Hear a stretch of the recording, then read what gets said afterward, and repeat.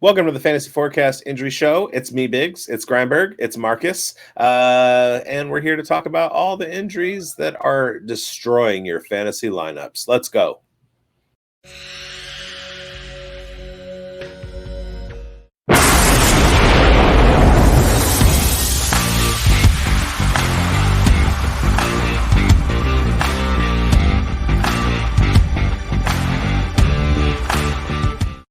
Welcome to the Fantasy Forecast Friday Injury Show, or Saturday, whatever, weekend injury show, getting you ready for setting your lineups for the Sunday slates of games.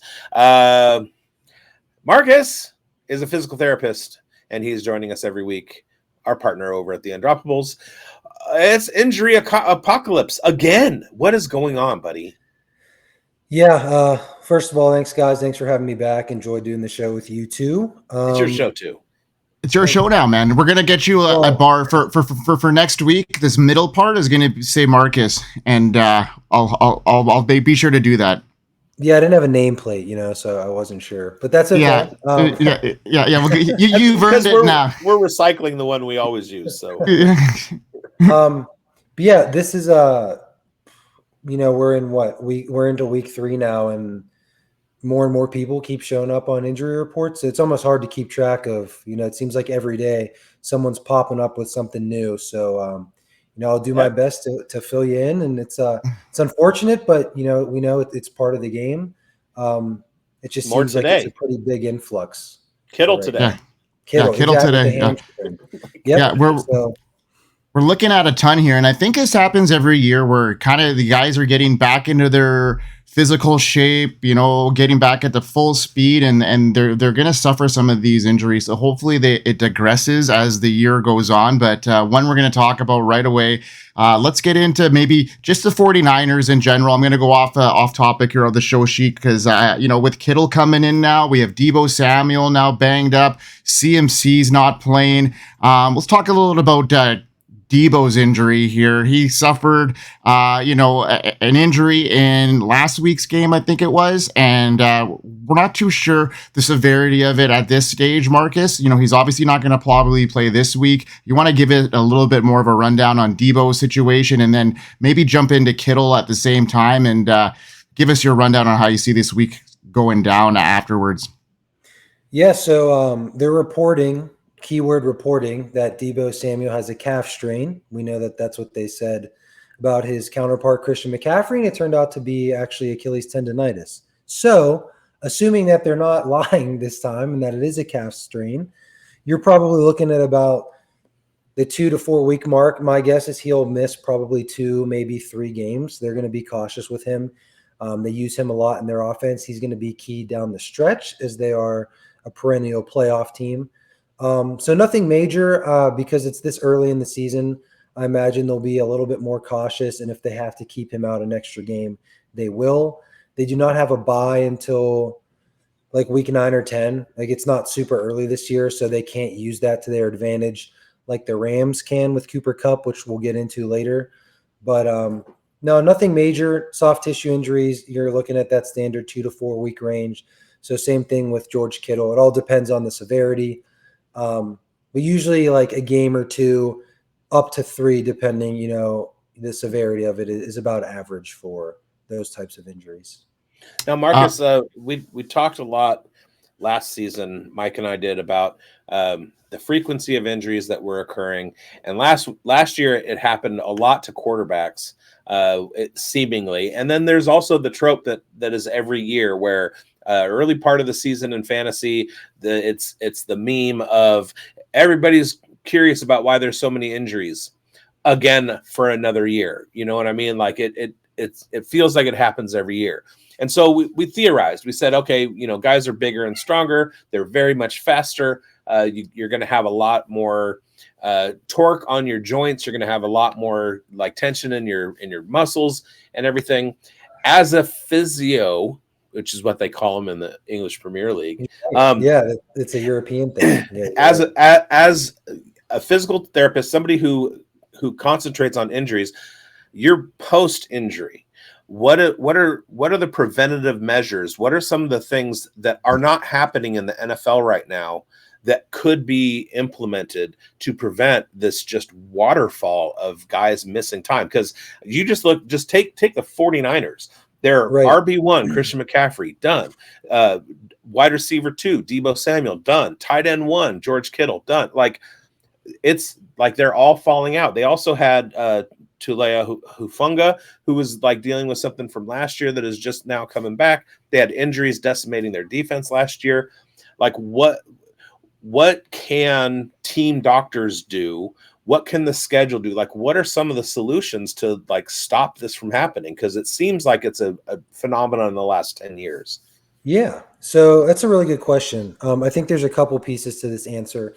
First of all, now with the new like NFLPA practice rules, these guys are in pads maybe once a week. A lot of them are given rest days throughout. Shortened preseason. A lot of teams don't even play their starters in the preseason. So these guys aren't really quite up to football speed yet. They're not practicing super hard. They're more laid back, just in helmets, no reps, no live reps really in preseason games. And then week 1 rolls around and they're going 100 miles an hour playing 60, 70, 80 snaps, and you see all these soft tissue injuries popping up. So for one, I think a lot of it has to do with the new kind of preseason build and just, the reduction of the practice intensity across the NFL. I think that's part of it.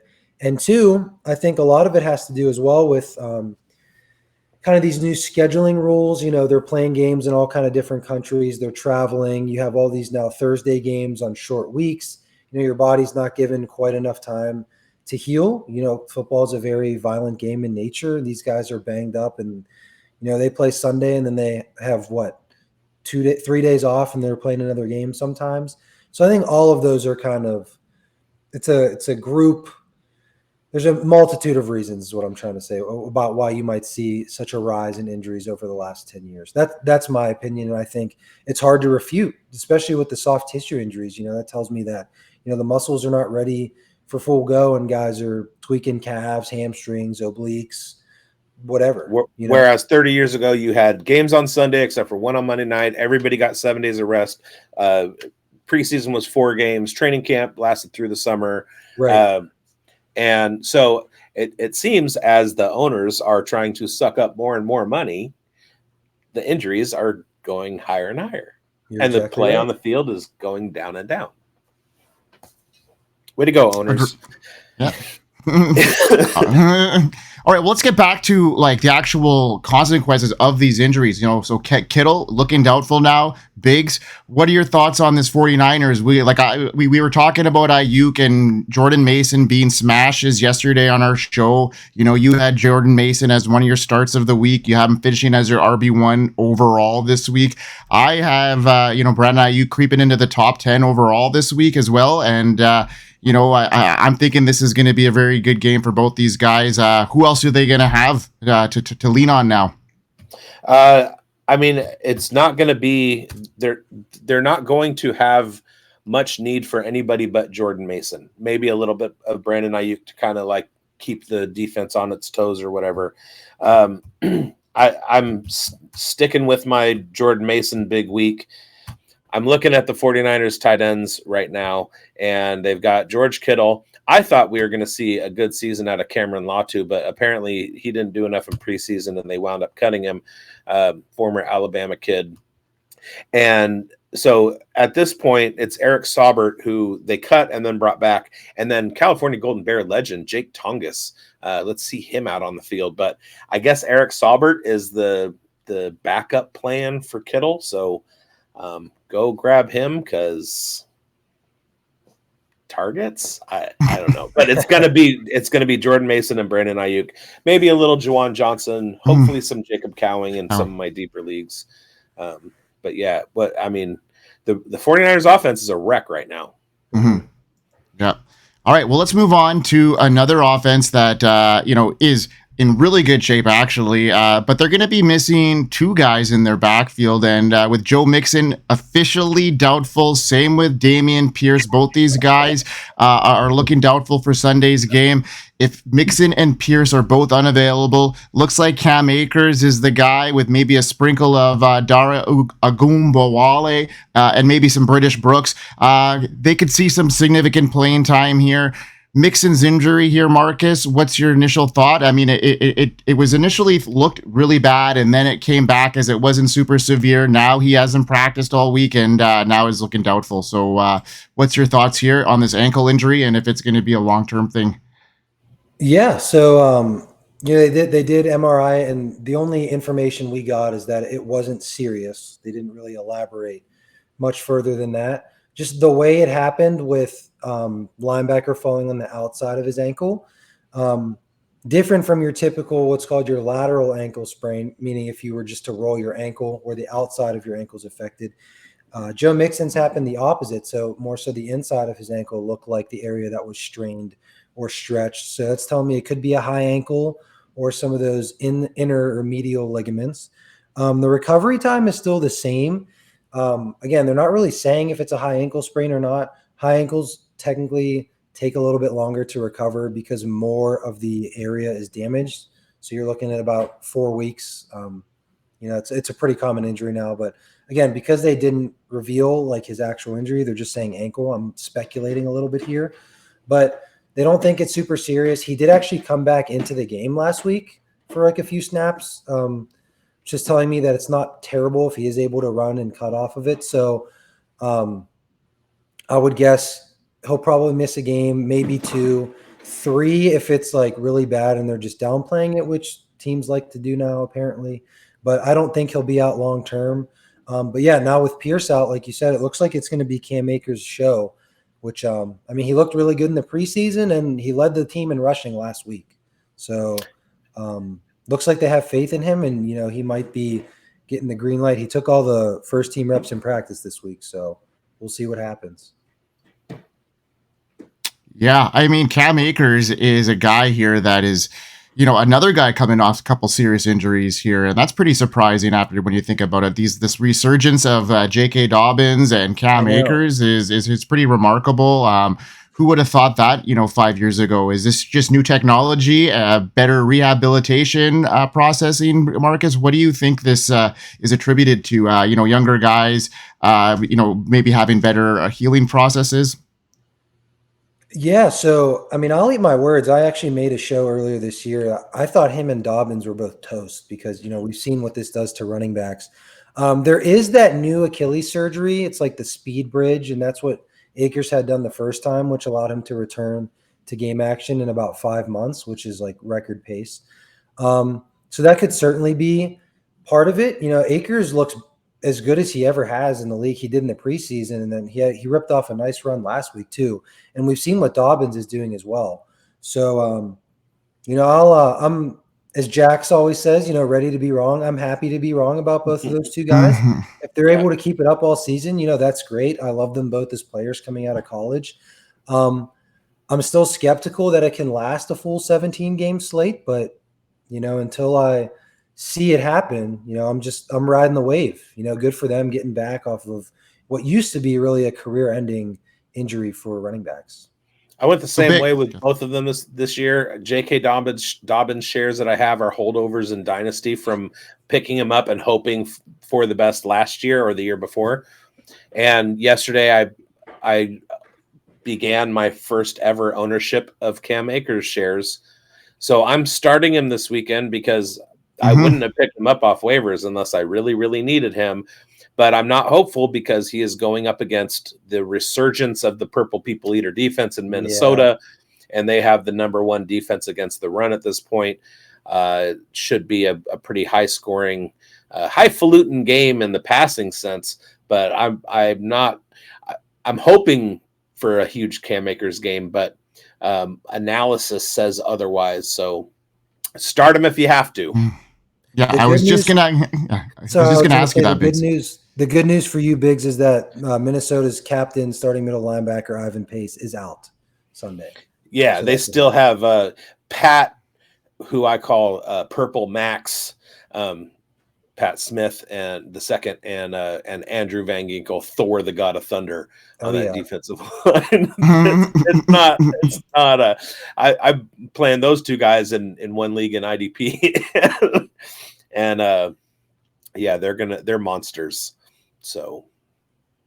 All right, well, moving on to our last injury here, guys, and that's Cooper Kupp. He had that ankle sprain. He suffered this after a really great week 1. Obviously, he's not on IR. Do you think this is something that is a precautionary thing? Do you think they actually have him set to return before the 4-week span here, Marcus? Or is this something that they just, in hopes of him coming back a little bit earlier, they're not putting him there? So as I mentioned earlier, high ankle sprains are typically the longer route of recovery than your normal lateral ankle sprain. You usually run about 4 to 5 weeks. So when they did not place him on IR, I was like, that's a little weird. Let's look at their schedule. They do have a bye week 3 weeks from now. So my guess is that he has these 3 weeks. They have a bye week, and then I think it's week 7, they play the Raiders the week after the bye. That puts it right at about 4 weeks. My guess is that they're going to try and see if they can get him ready using that bye week as well to return maybe versus the Raiders. If he's not recovering well through 2 to 3 weeks, I could see them placing him on IR anyways, after giving it a try. They might too see where they are record-wise. They're pretty beaten up all over the board right now. Do they have a win yet? Are they 0-2? 0-2? Yeah, they're 0-2. Yeah. I think they're 0-2. Yeah, so let's say they drop the next. If they're 0-5 or 0-6 or something, I could see them being even more conservative and putting him on IR. But I had to guess that they did not put him on IR because they're going to try to use that bye week to their advantage. Yeah, and that's fair. Yeah, that was a curious situation because when I was first heard about this report, it was more of a long-term thing, and it was almost like he was a shoe-in. But now you mentioned that bye, and that makes things a little bit more clear now. As far as that offense goes, their defense is banged up. Not looking good for these playmakers at this stage. Those Kyren Williams shares are dwindling right now. And, where are we going with the wide receivers? Biggs, we talked about it on our show yesterday. Jordan Whittington is kind of the guy who we think is going to be probably slotting in there. Marcus, where's your head at here in the Rams wide receiver room? Where do you got your eggs if they're going to spread to one? If you were to choose one of these guys to emerge, who is it going to be? So I'm essentially picking between Demarcus Robinson, Whittington, and Tyler Johnson, right? Yeah, probably. Yeah. Tutu Atwell can be in there too, I got to pick one of these guys. Like your life depends on it. I would say Demarcus Robinson just from familiarity. I have what I've seen from both Johnson and Whittington to this point, but if you're making me pick one, I would pick Demarcus Robinson. Hey, Biggs. Got anything to add to that at all? As far as the wide receivers go in that room, what's your analysis on maybe a Kyren Williams headed now? Not looking good at this stage for that offense. So, do you have anything to say there? I know we saw, Corin get some work at the end of last game. He got into the game there a bit. Is that something that we might see more of now? I feel like especially this week going up against the 49ers, the Rams are a huge avoid. Kyron's going to do Kyron things. Blake Corum might get some run. I feel like DeMarcus is the known entity, and so he's going to be the target guy for the Rams. But again, Jordan Whittington is talent-wise could spike. So I'm avoiding it as much as I can and, letting the chips fall where they may. Sucks because at this stage, a lot of us are already looking at guys like that to fill in our lineups because of so many injuries that we've talked about here this week already. So, yeah, Marcus, thanks a lot again for coming onto our show, buddy. You want to tell our viewers where you can find you and all your stuff, and by next week we'll have yourself a little name bar there to promote your shit. Lovely. Thanks for having me back on. Find me on Twitter or X at MDGalie, Galie. I'm an injury analyst, and also I help out with the Steelers show over at the Undroppables. So look on their Twitter, look on their YouTube page, and you'll see some of my work, as well as here with Greinberg and Biggs on the fantasy forecast. Yeah, man. Thanks for coming out. Biggs, take us home, man. Take us home. You guys want to go home? Come on. Let's do it. I hope you win. Hope you win. Peace.